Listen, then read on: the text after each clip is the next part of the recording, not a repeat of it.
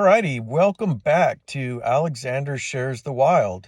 So I have another exciting episode that's in the Everglades uh, National Park. As I was leaving Florida, I wanted to see crocodiles. So this was an adventure to get some footage of crocodiles. It's a very unique species in the United States. It's the only place in the world where crocodiles and alligators coexist in the same habitat. So I definitely wanted to see these crocodiles. They're extremely awesome, very prehistoric looking animals, a very successful body type that has existed for millions of years. So anyway, a real privilege to seek them out and just share the adventure of finding them. It was a pretty fun experience. So, and as usual, in the course of trying to get some good footage of these animals in the wild,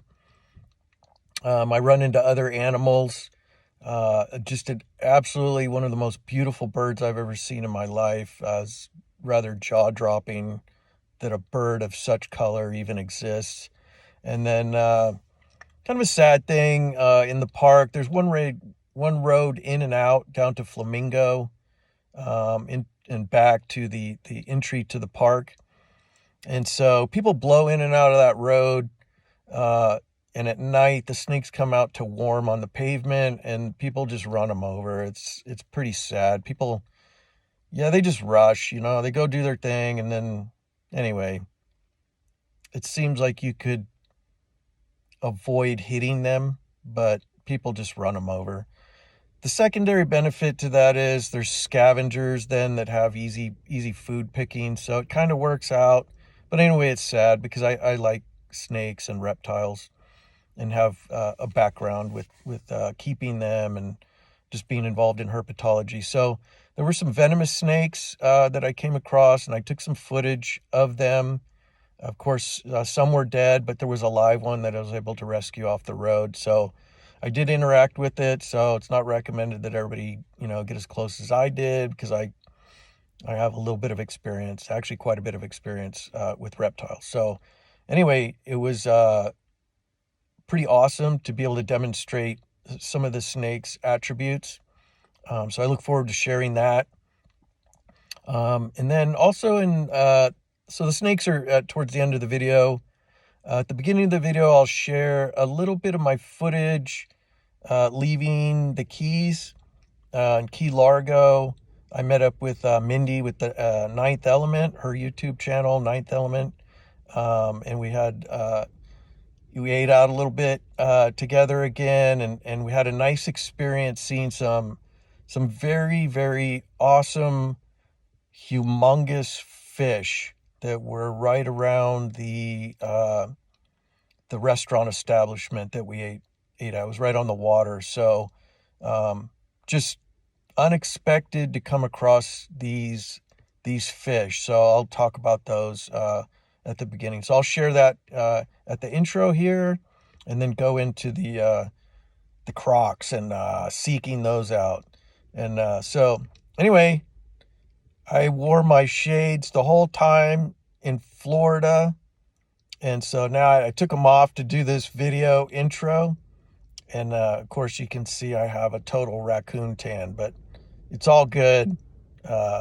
Anyway, so enjoy the video. I think it's a really great video. And here we go.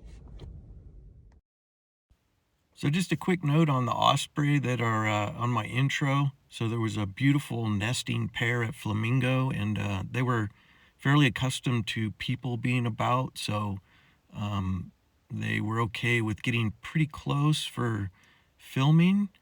And so I felt pretty darn lucky to be able to get this close. I've seen a lot of osprey while I've been in Florida, but never been able to get this close. But they're not only stunningly beautiful, but just experts in their craft of fishing. So anyway, thanks to these guys.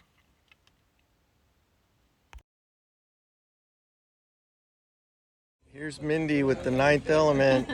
We're eating again. We're eating again, back together again. Beautiful. And we just saw some huge tarpon and nurse sharks. And what restaurant is this? This is Sundowners. Sundowners. And how lucky are we? Key Largo. Key Largo. Awesome. Good to be with you again, Mindy. Good to be with you as well. I missed you. I know. All right, we're going to dig in. So down to our last night. Well, my last night in the Keys, not yours. Yeah, but I'm probably going to meander too. Yeah. So now for reals, I might not see you for like a few weeks. You got to figure out where we're going to travel to next, through the parks and stuff. Yes. Heading back west. I don't want to get west too soon. I don't want to be in winter. No. But it's starting to actually. I think it's going to start getting really hot down here. Because I mean, even looked at today. Today, my phone says 80. Well, yeah, it is. It does start to get uncomfortable. Yeah. Well, and especially at night.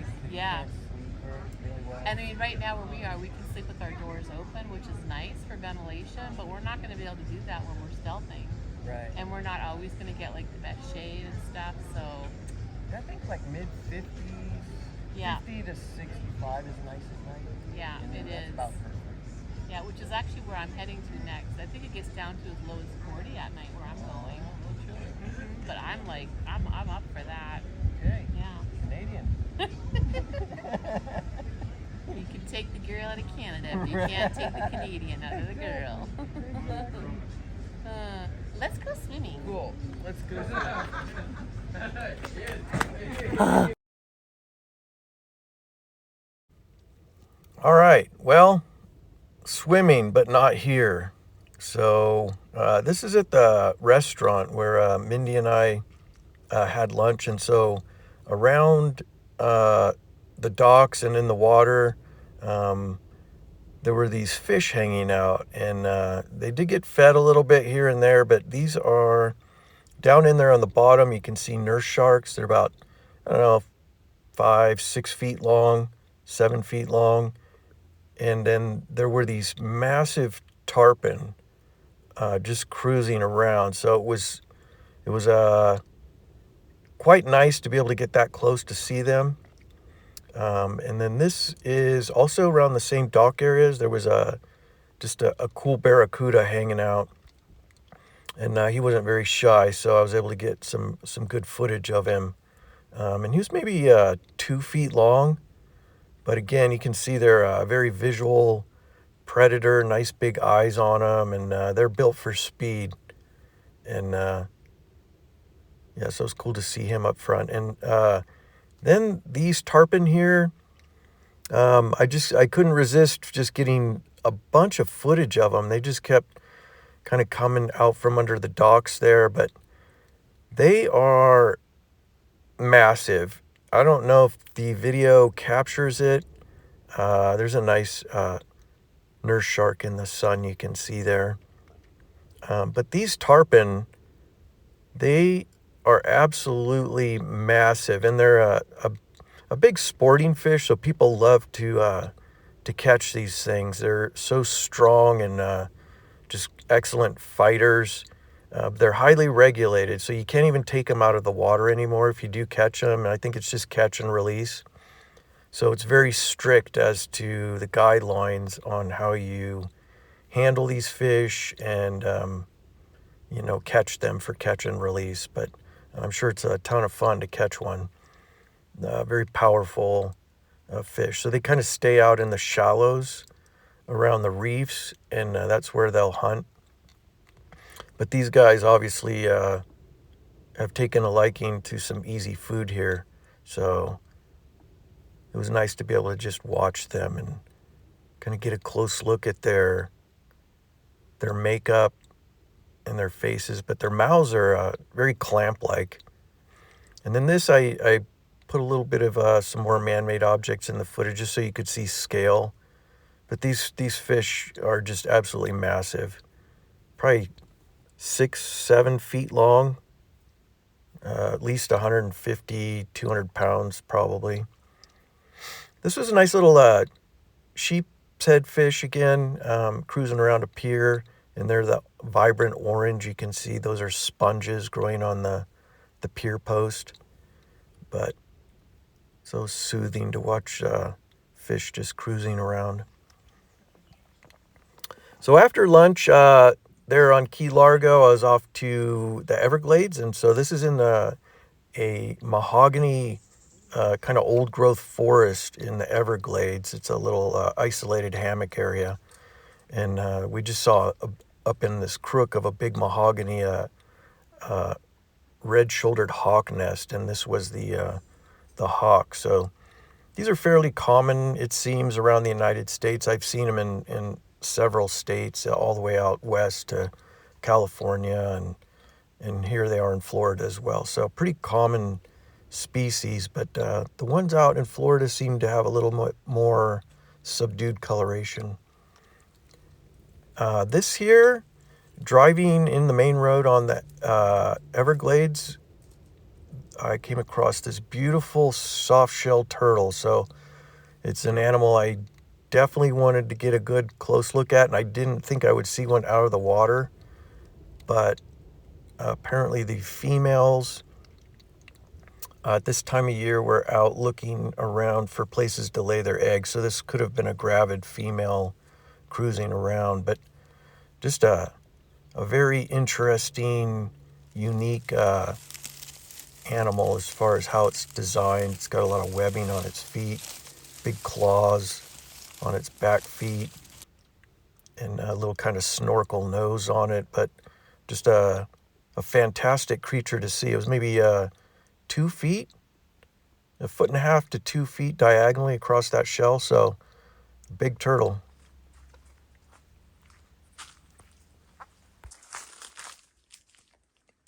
Look at that massive epiphyte. That's a big one. Very nice.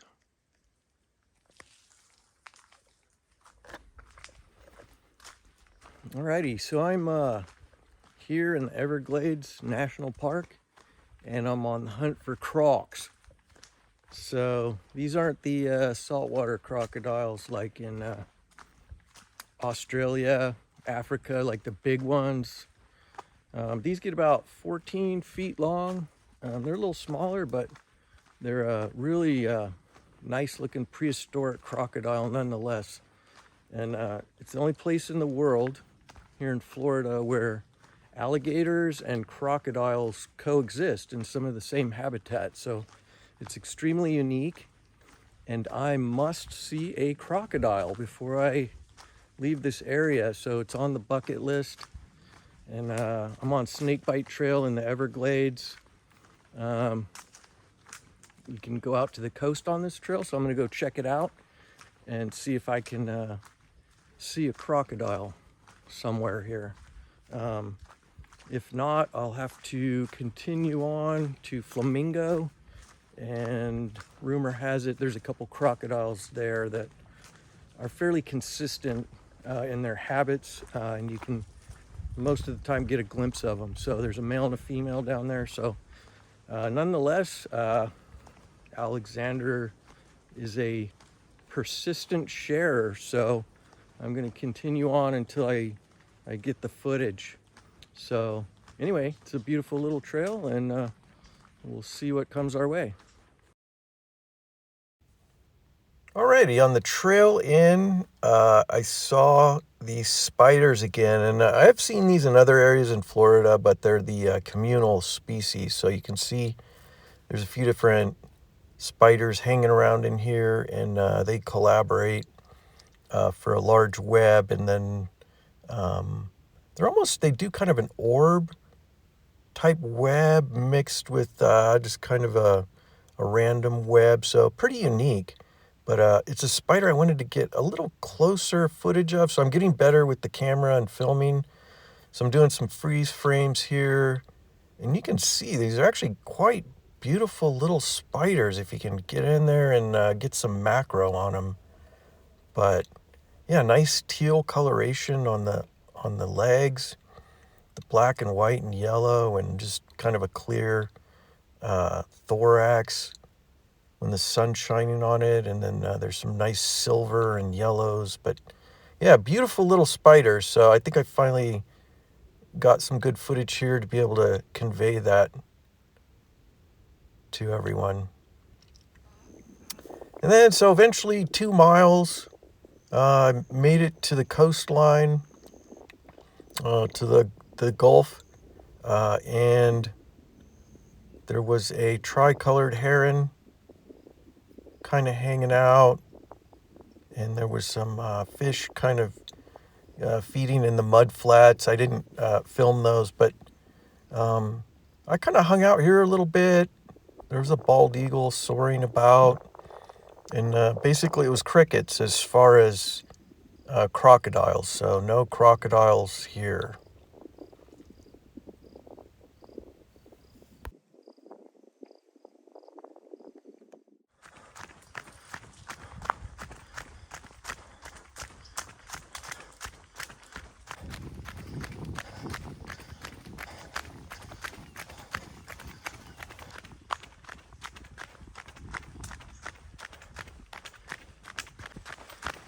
Well, I didn't see the croc, but on the way out jogging down this trail, I saw a crazy bird up in the trees, and it had kind of an orange underside, and I thought it was pretty, so I decided to film it. And I was persistent with it. Eventually it flew down into some other trees, and the sun hit it, and it was like a freaking rainbow. So many colors and iridescent, so I'll show you that. Might have been a bunting, I'm just guessing, I don't know what kind of bird it was. And then I saw awesome wasp, so I'll show that as well. Pretty wasp I've never seen before, so check it out.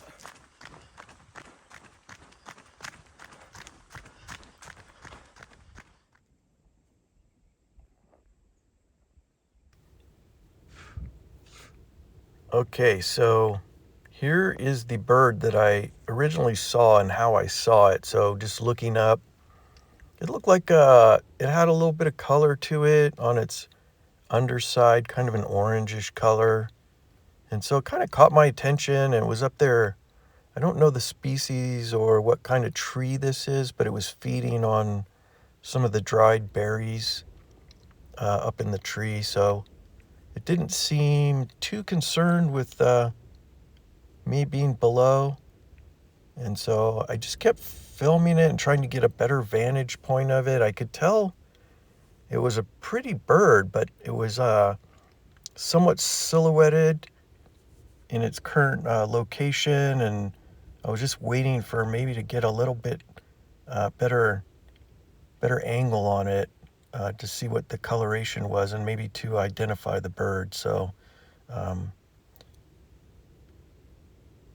eventually it did fly across the path and out into the open, and it was just like I said, it was so incredible. I've never seen this bird, and I was correct in my guessing as to it being a bunting. So it's actually a painted bunting, and it made my whole day just to see this bird. I mean, crocodile or no crocodile, I felt like my whole trip was a success just to see this little bird.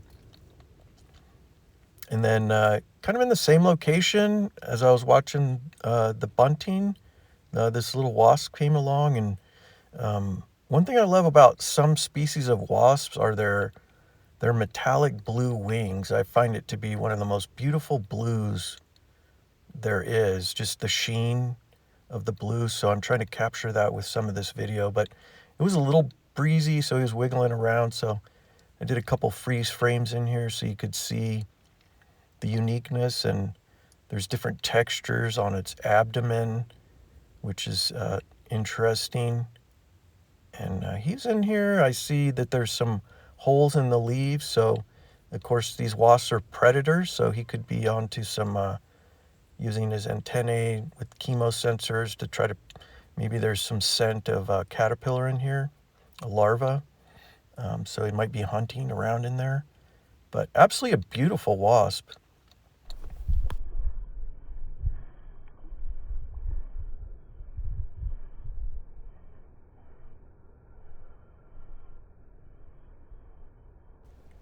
Alrighty, let's get ready for some crocodiles. So the heron is moving out. And here we have one. Finally, it's the pair down at Flamingo, and it's a nice little female, very placid, gentle. If you look closely in its eyes, it's just kind of relaxing. They were such peaceful, quiet animals, just floating.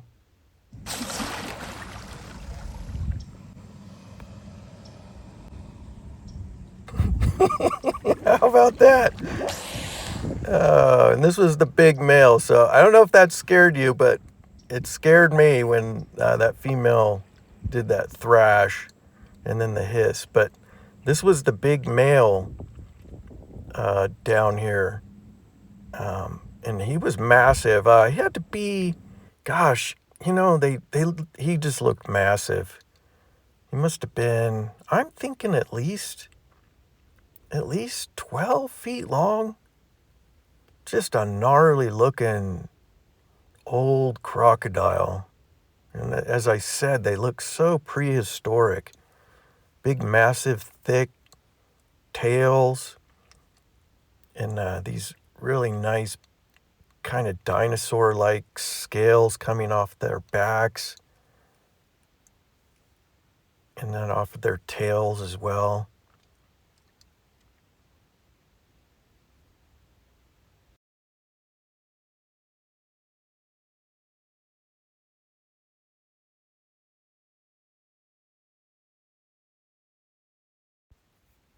So this is the same male. He's cruising along kind of the mangrove trees, and he was laying around on the bank for a good part of the day, and then finally he and the female became active and kind of cruised out into the open water.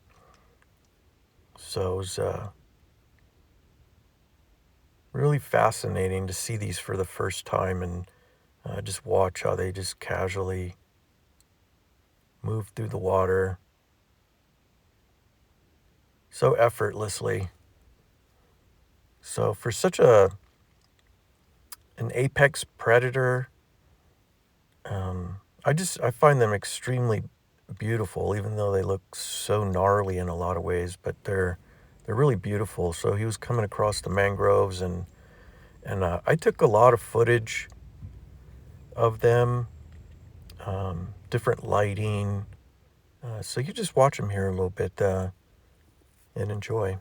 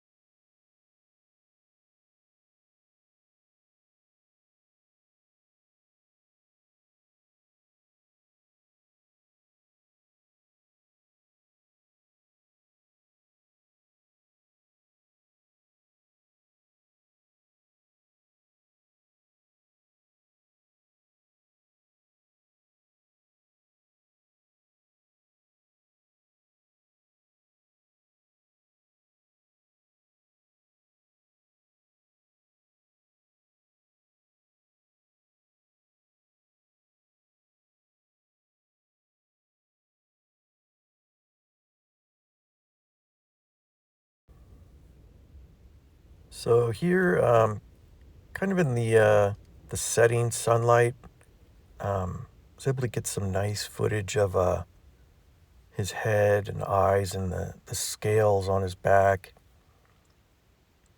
and then some of his tail scales here in the sun.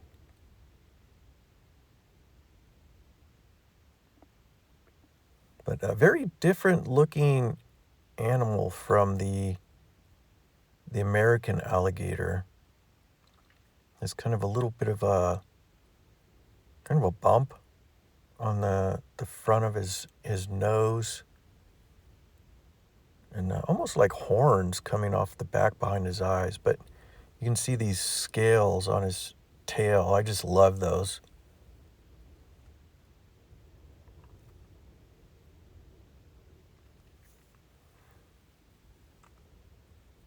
And I think this pair, the female was, she was quite a character. She almost seemed to be um, maybe even more aggressive than the male. The male just kind of floated around, but she was always kind of up and down and hissing and thrashing about.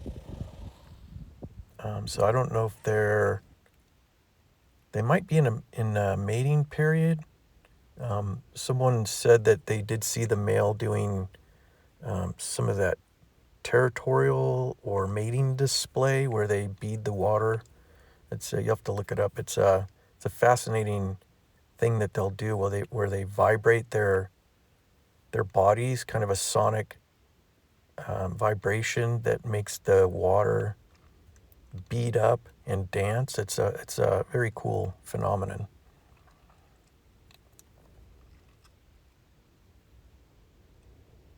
And this is the male. He had been down underwater for a bit, and as he came up, it was just like this huge submarine surfacing. And this was nice with the golden kind of sunlight reflecting off of the trees onto the water. So he looked pretty cool here. And he was, you can tell they're a fairly intelligent animal. They're constantly looking at you. They're always analyzing kind of what's going on the in their surroundings.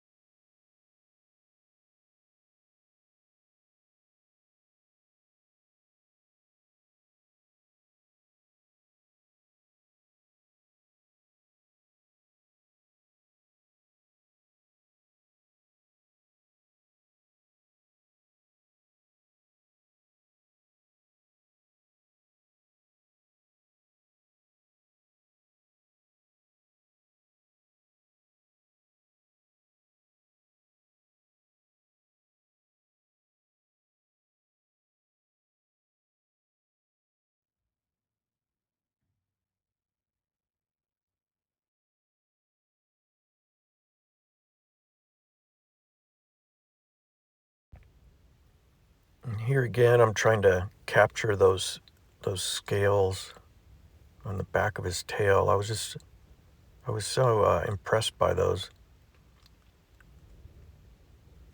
You can see those kind of bony horn structures coming off behind his eyes. The alligators don't have that type of thing.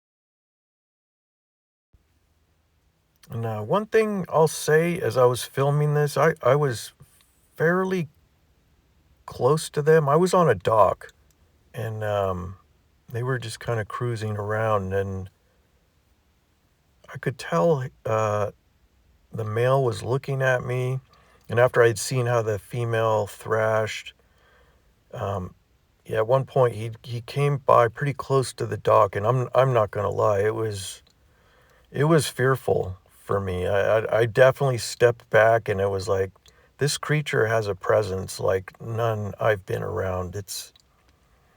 You don't want to put your toe in the water when this thing is anywhere nearby, but you can see his eyes there. It's almost like he's checking you out, and you can see the width of his neck and body. And eventually he just kind of disappeared into the darkness, but just a massive creature, and what a treat.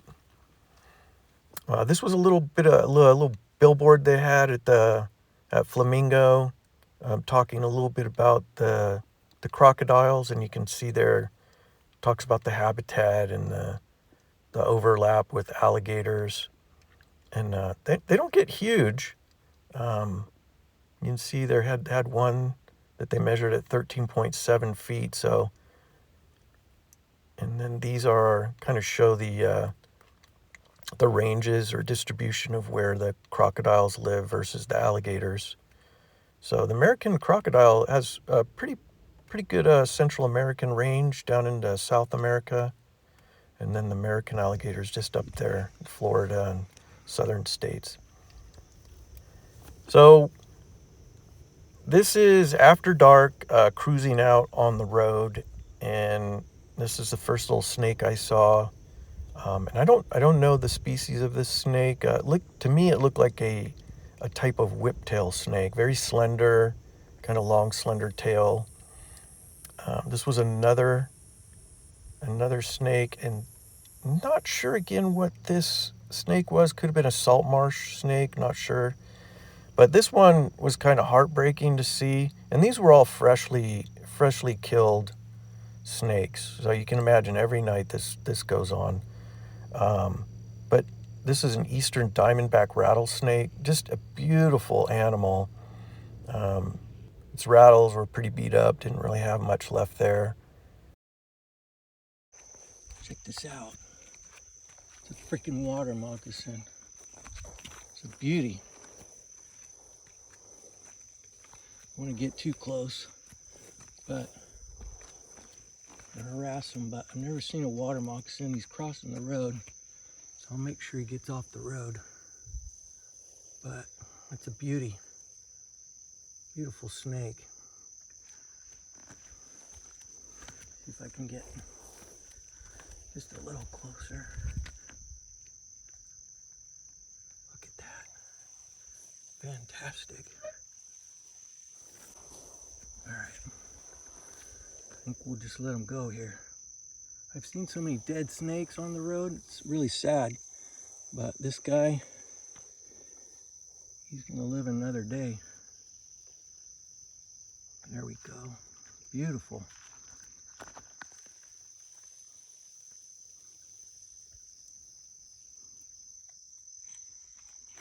He's about 4 feet or so. Look at him.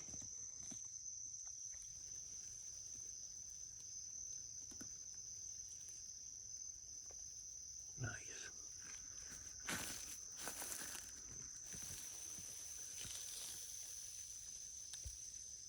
All right. There he goes into the long grass, so I'll kind of shoo him in there. Make sure he goes on his way.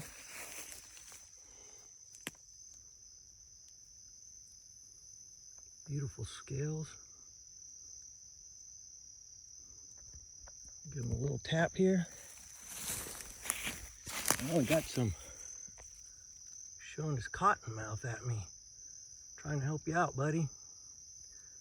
All right. We'll leave him there. There we go. See, that's the threat display. Fantastic. All right, we're going to leave him alone. All right, well, how about that? How excellent was that water moccasin? So, even got the threat display out of them. So, it's a beautiful thing because their venom is so biologically expensive to manufacture for them. So, rattlesnakes, a lot of venomous snakes. They do everything they can to let you know, just leave me alone, because they don't want to bite you. So the cottonmouth displays its cottonmouth and its fangs saying, hey, I can hurt you, just leave me alone, I don't want to engage. The rattlesnake rattles, the coral snake flashes vibrant colors. So it's all very awesome. So I hope you enjoyed. We'll see you next time.